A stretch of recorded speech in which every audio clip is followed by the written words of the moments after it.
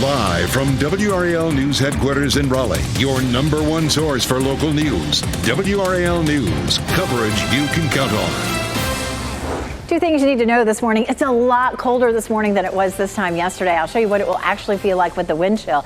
And then the timeline for Friday and Saturday's rain has moved a little earlier. I'll show you the updates.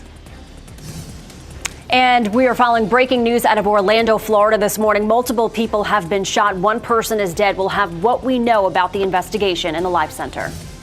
President Biden and former President Donald Trump both plan to visit the southern border today. The messages they plan to share there as Trump blasts the Biden administration's immigration policies. Juvenile crime in Durham is on the rise. The efforts that are happening there to try to address it through prevention efforts and rehabilitation. A lot to tell you about on this February 29th, our bonus day for the month and for the year. Happy Leap Day, everybody. A lot to tell you about. I'm Renee Chu. I'm Jeff Hogan. Yeah, how will you spend your extra 24 here today? We're glad folks are starting it with us here as we get our Thursday going. Elizabeth Gardner over in the WRS Severe Weather Center. Boy, a big temperature drop from yesterday. We knew it was coming, but it still doesn't make it any easier. We still have a bit of a breeze from yesterday. Of course, all the storms have moved out, but there's a little lingering wind out there. Our skies are gradually clearing. It's 40 degrees in the Triangle, and wind is out of the northwest now at just 5 miles per hour, but it doesn't take much to make it feel a lot colder. Our temperature is on the left and the wind chill is on the right. So it feels like 35 in Southern Pines. It feels like 37 in the Triangle. It feels like 37 in Goldsboro, 35 South Hill, 34 in Goldsboro. Even with temperatures in the low 40s in spots, everybody, at least on this map, is feeling like 35 to 38 degrees. So as much as 20 to almost 30 degrees colder than it was this time yesterday. So a big shock. The winds die down pretty quickly. We get to lunchtime and the winds settle back to around 5 or 6 miles per hour. We're looking at mainly clear skies today, partly cloudy, so we have the top of the tower lit in blue. However, this morning when the sun comes up, you'll definitely see some lingering cloud cover. So upper 30s, low 40s this morning. We'll see highs in the low 50s this afternoon, which is about 20 degrees cooler than yesterday. And then the new model runs are in, and the timeline for Friday and Saturday's rain is a little earlier. That means we could see the rain as early as lunchtime on Friday, and it gets heavier overnight. It also means it may be out of here a little quicker on Saturday. I'll show you the new timeline coming up. Brian. It is 6:01. New information. Just hearing that crash on Buffalo Road around the Neuse River Bridge area near 540 has cleared now. Traffic is back to normal. Still watching this vehicle fire at the Wake Med campus, the big Wake Med campus in Raleigh at New Bern Avenue around Sunnybrook Road. Not seeing any delays there, but look out for some activity around that parking lot. Around the rest of the Triangle, our major routes are looking fine. No big problems on 87 coming in through Knightdale, and I-40 eastbound looks good through the south side of Durham. Thanks, Brian. Power is back on this morning for thousands who lost it as strong winds and rain blew through our area. At one point last night, more than 1,300 homes and businesses in Carrboro were without power. Customers in Knightdale also lost power because of a blown transformer. This morning, the Duke Energy map shows only a handful of outages in the Sandhills. There were just few delays and cancellations at RDU this morning. We checked just a bit ago as this live look comes through to us from Terminal 2 there. This is all after last night's weather forced dozens of disruptions to flights. More than 70 were delayed yesterday. It appears things are getting back on schedule this morning. Many of those flights were going to or coming from destinations along the East Coast as the storm moved through. We'll take you to Johnson County now, where fire officials are working to learn the cause of a fire that burned more than a dozen cars in a salvage yard. Flames broke out at this facility on Sedisco Road. It's near US 70 in Wilson's Mills. 16 cars were involved in last night's fire. Crews were able to put out the flames in about 30 to 40 minutes, stopping it from spreading to even more cars on the lot. We give you this live look at the U.S. Capitol this morning, where last night congressional leaders struck a deal on a bill that will prevent a partial government shutdown. The agreement would extend funding through March 8th. Today, the House plans to vote on the stopgap bill.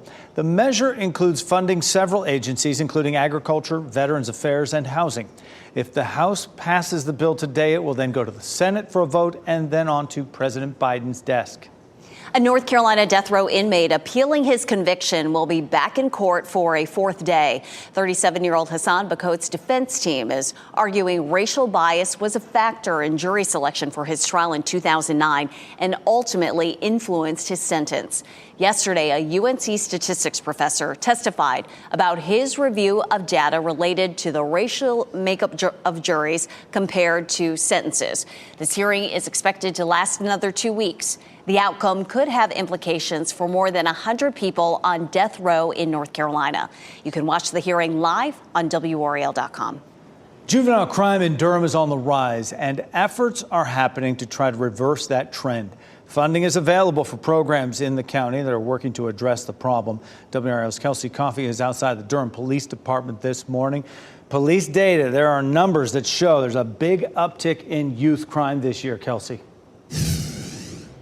Jeff, juvenile crime offenses have gone up more than 49% here in Durham from 2022 to 2023. That's according to the latest crime report from Durham Police. And this morning, community leaders will be talking about ways to change that.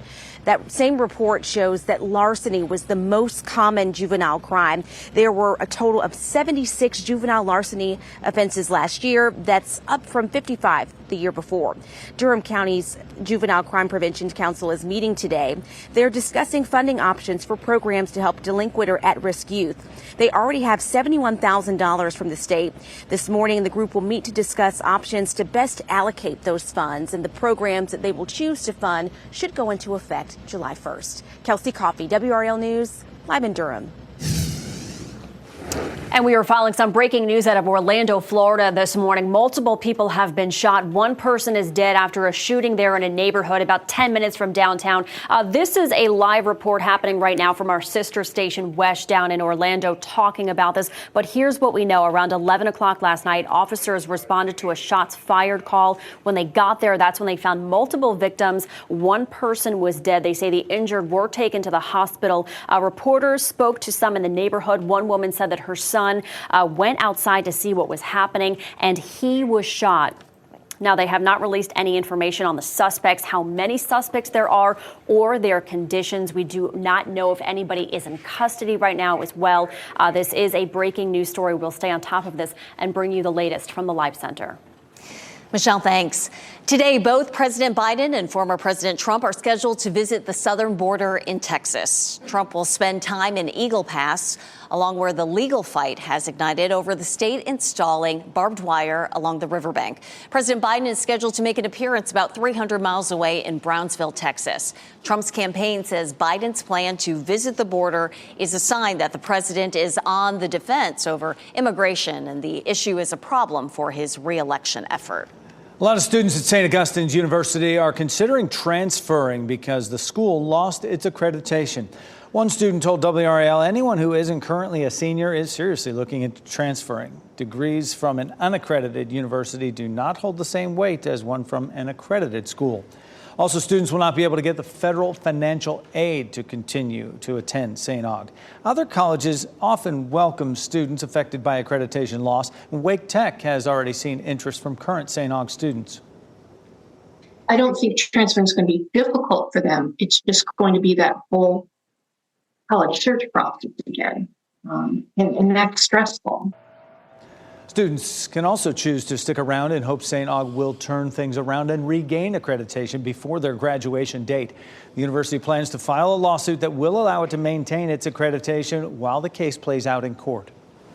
Today, the group that runs PNC Arena will interview design firms about plans to upgrade the arena. The Centennial Authority's Building and Construction Committee meets this morning. They will talk with design teams on their short list for the upcoming $300 million renovation project. Some of the plans include repurposing the box office concourse and creating new access points for guests and performers. The group hopes to get work started by the summer. It is 6:08. A fake political campaign is putting up billboards in North Carolina. Why Mark Robinson says this satirical effort is targeting him. Yeah, the big story we're following, these huge wildfires continuing to burn through acres and acres of land in the Texas Panhandle. At least one person has died. We'll tell you what firefighters are up against as they battle these flames that are still growing. And last night's storms are out of here. What we'll feel is chilly temperatures today and then some rain tomorrow. The timeline for Friday and Saturday's rain has moved up a bit, and I'll show you the changes coming up. As you get into your car, tune to WRAL News Plus on your radio. In Raleigh on 99.3 FM. In Durham, 96.5 FM. And everywhere on 101.5 HD3.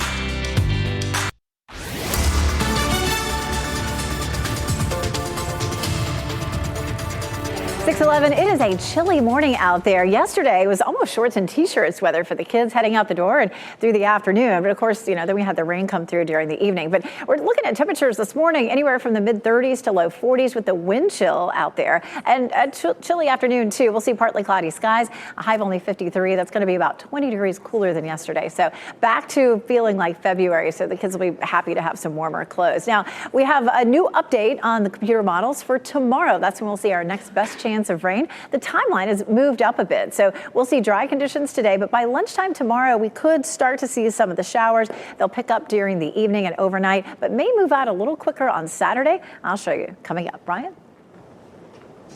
Elizabeth, all new here at 612, hearing that vehicle fire at the Big Wake Med campus on New Bern Avenue, that call now has cleared. Everything's flowing freely through that area, so that's some good news. Not seeing any other big problems right now as we take a look at traffic around the Triangle. Pretty quiet in Wake County and also in Durham County. Take a closer look at the major approaches into Raleigh right now. No big delays on 40 westbound coming in from Garner. Measuring about a 2-minute backup on southbound Capitol Boulevard from 98 in Wake Forest down to the 540 interchange. Jeff?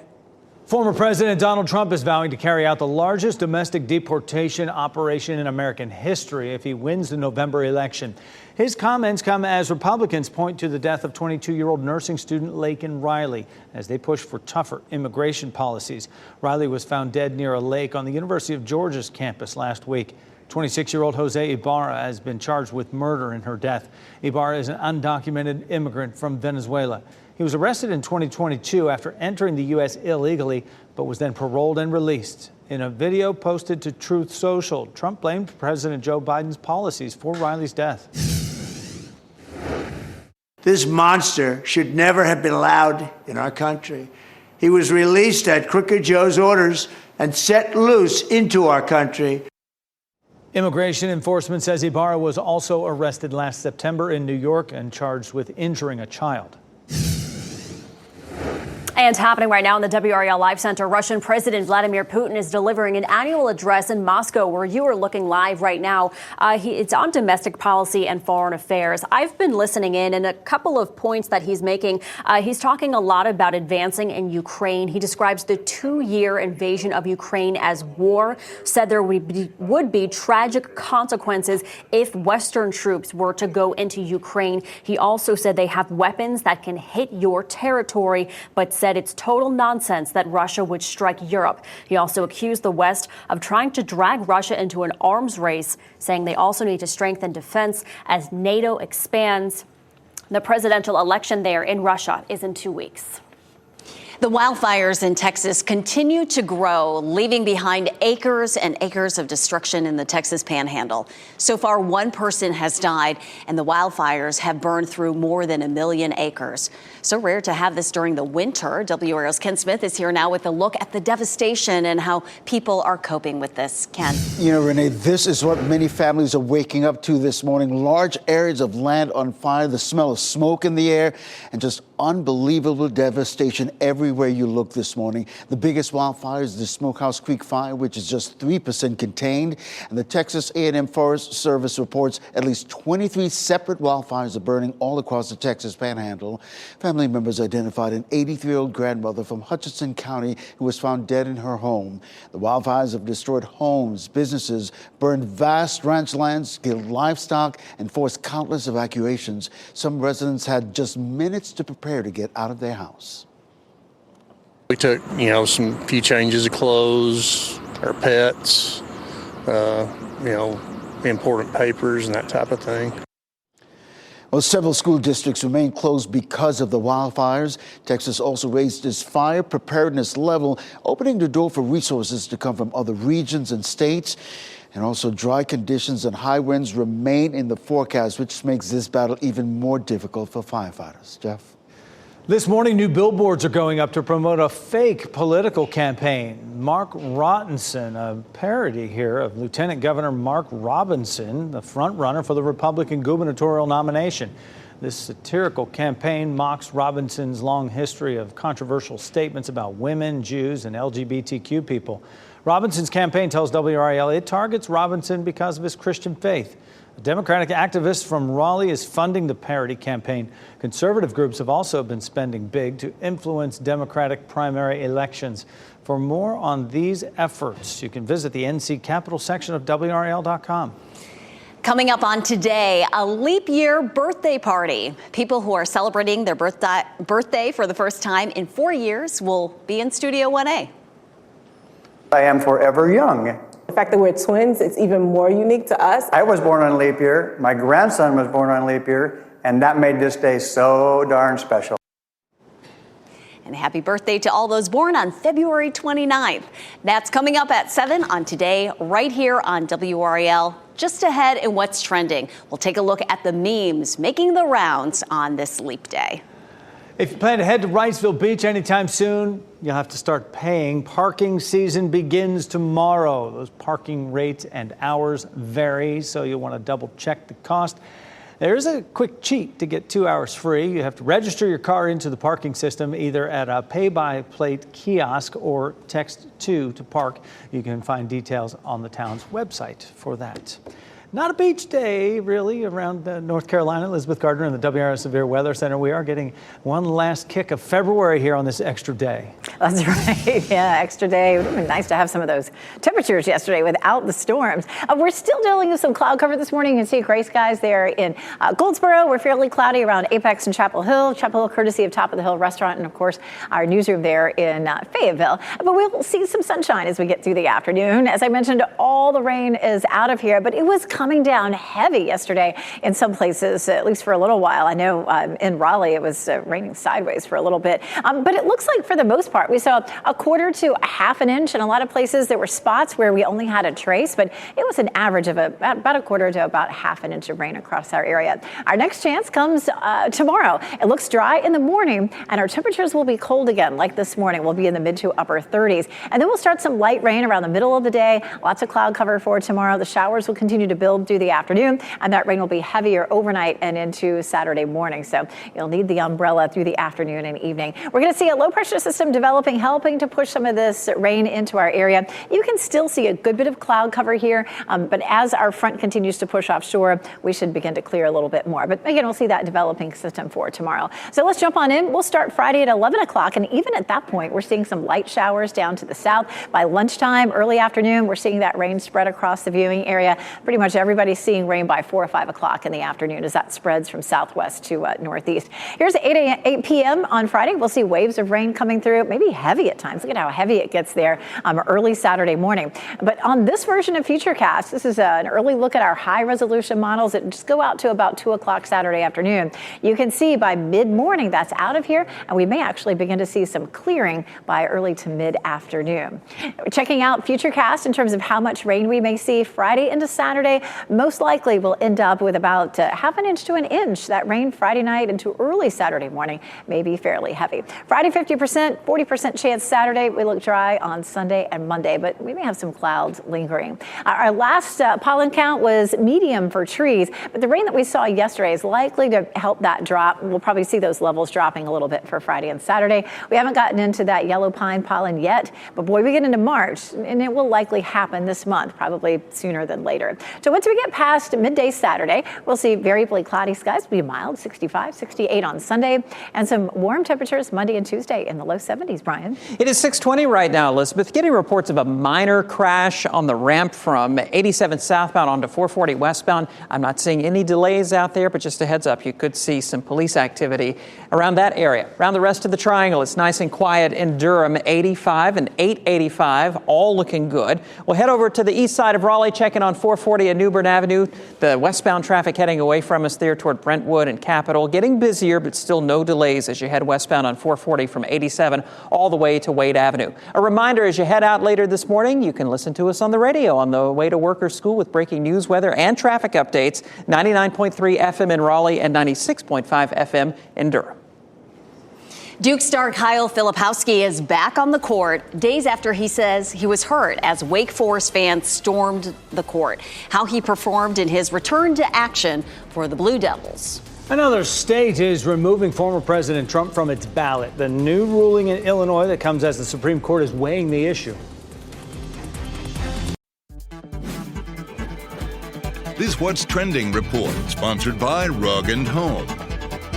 Today's the day. It only comes once every 4 years. And of course, a lot of folks online are having some fun with this leap day. Yeah, Brian Schrader here now with What's Trending, Brian. It is a leap day indeed, the 29th of February. This person used some math skills to apply the "it's been 84 years" meme from Titanic to represent people who only celebrate their birthday every 4 years, finally turning 21. Another social media user wonders whether Microsoft 365 will still work on the 366th day. Doesn't work any day. And a TikTok user is reminding people that anything they post won't show up in memories for another 4 years, so go big or go home. And we were having this conversation just this morning about no phone memories from 4 years ago. What happened? I don't know. It was or the like Facebook memories. Yeah, was it a Y2K thing? We remember how that went just fine. So we need to take some big, go big, go home pictures today. Yeah, we need to celebrate Leap Day, Brian, and we'll take another family picture here to remember every 4 years. In 2028, we'll say, remember that day we did that thing? There we have it. Yeah. Well, we talked about it on What's Trending. That's right. AMC Theaters rolling out new versions of their Nicole Kidman pre-movie ad. 3 new 30-second ads will begin rotating in theaters nationwide tomorrow. The fan favorite Kidman commercial has been playing before movies since 2021. It's been parodied on Saturday Night Live and many memes online. None of us knew about this. Yeah, I don't remember this ad at all, but, I kind of use that free movie time to, get your concession stuff, use the restroom, whatever. But okay, but apparently she's bringing it back and feeling like movies are a great place to experience life. It's a cathartic experience. That's the whole theme of that whole ad. Well, it's part of the solid 20 minutes I add to the start time right. when it says like, movie starts when is this at 7. movie going to start? Right. 7:20, if you're lucky. Brian, thanks. A wealth of legal knowledge is just a phone call away tomorrow. 5 on Your Side's Lawyers on Call connects you with North Carolina licensed attorneys for free. Get your questions answered anonymously and let a professional connect you to additional resources that can help you figure out just about any legal issue. Lawyers on Call is tomorrow from 10 until 7. The storms are out of here, and so are the strongest winds, but it's still a little breezy as you step out the door this morning. I'll show you what it will feel like with the wind chill. One of college basketball's brightest stars has added her name to more places in the record book. The new levels Caitlin Clark has now reached, and the huge milestone she may hit in her next game.